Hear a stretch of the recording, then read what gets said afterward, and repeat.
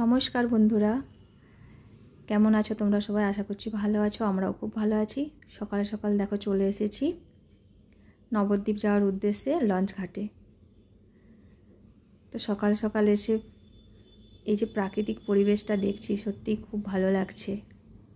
তো আমার অনেক দিনের স্বপ্ন ছিল নবদ্বীপ যাব। মায়াপুরে এসেছি দুবার, কিন্তু নবদ্বীপ যাওয়া হয়নি। তো এইবারে সেটা স্বপ্নটা পূর্ণ হচ্ছে। সবাই চলে এসেছি লঞ্চের মধ্যে। দেখো সবাই বসে আছে। লঞ্চ এখনই ছেড়ে দেবে।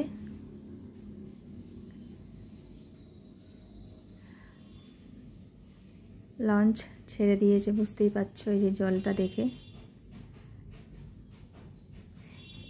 আমরা মায়াপুর ছেড়ে এখন চললাম নবদ্বীপের উদ্দেশ্যে। তো শুনেছিলাম বা ইউটিউবে দেখেছিলাম এখানে দুটো নদীর মিলনস্থল। তো জলেরও দুটো কালার আমরা দেখতে পাবো। তো সেই অপেক্ষাতেই আমি আছি।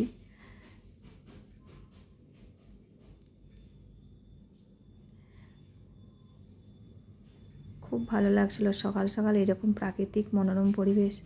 কি সুন্দর লাগছে দেখো, দাদুটার ছোট্ট নৌকার মধ্যে বসে। এই দেখো বন্ধুরা, জলঙ্গির আর ভাগীরথীর মিলনস্থল। কিন্তু জলের কালার আমি নীল দেখেছিলাম, এখানে দেখছি ঘন সবুজ টাইপ। পুরো বোঝা যাচ্ছে, দেখতে পাচ্ছ তোমরা। ওই দিক থেকে একটা লঞ্চ আসছে মায়াপুরের দিকে। কি দারুণ লাগছে দেখো, জলটা এত সুন্দর ঢেউ খেলছে। ওই নৌকার মধ্যেও যাওয়া যায়। তো আমরা লঞ্চে করে এসেছি। ওই দূরে দেখো ইস্কন মন্দির দেখা যাচ্ছে মায়াপুরের।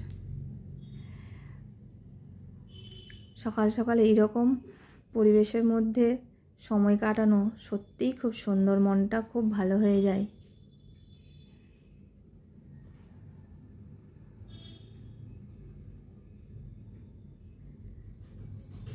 কি সুন্দর দেখতে লাগছে দেখো শুধু।